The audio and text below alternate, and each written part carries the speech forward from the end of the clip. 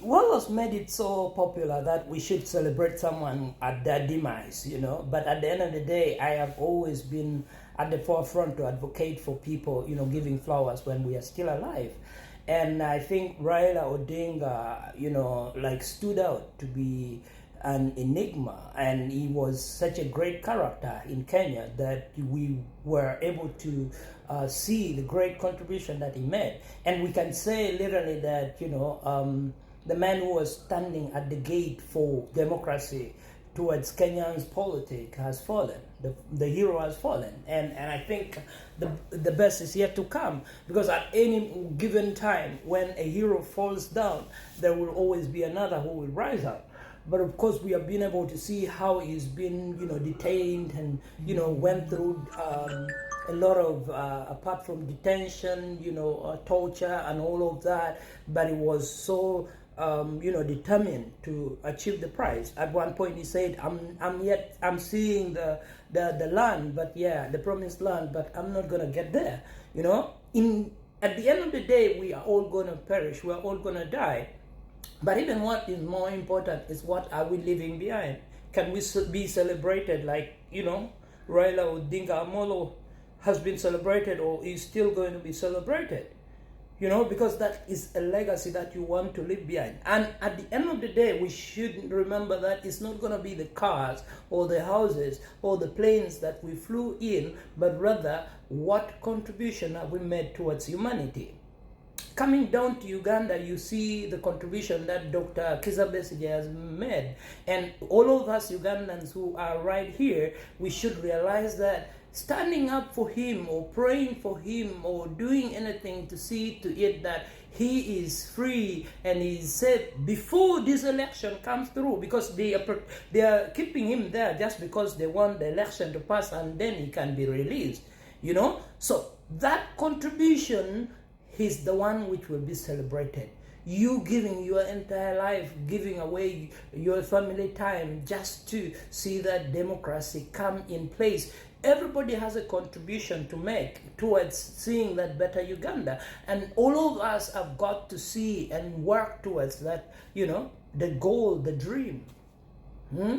So the Ugandan dream has to be, it should come through, but it will be your contribution and mine. At the end of the day, what have we done to achieve that Ugandan dream? The Ugandan dream is very clear. There should be freedom, that people can speak their mind, they can be able to wear anything that they would want to wear, and then they are not arrested, they are not detained, they are not abducted, and people have to be free. People have to go to the best education places and all of that. They have to go and study in the best institutions, and they should be able to go and get the good healthcare, good medical healthcare system that is working for everybody, and they should go and get the justice that they deserve. It's not just being there as a government to favor a few individuals, no. And there are few people who, of course, who are working for this government. Of course, those and all of them, they will support the government, even as big and educated as they can be. But you can look at fools trying to, to legitimize the government which is in place. So at the end of the day, we all have a contribution to make. And what is your contribution towards that better Uganda? That's the big question that we need to all answer. While Dr. Kizza Besigye continues to languish in detention, or is there without trials, and okay, even if the trial is there, but they keep adjusting it here and there, with all of that close to a year, coming to a year now, we are all watching, and we have not done a thing. What have we contributed towards seeing a better Uganda? And we may not be all able to speak, but what have we done to achieve that better Uganda? Standing up for each other, being there as your brother's keeper. I see a lot of people still struggling to support, and they have lost popularity long time ago.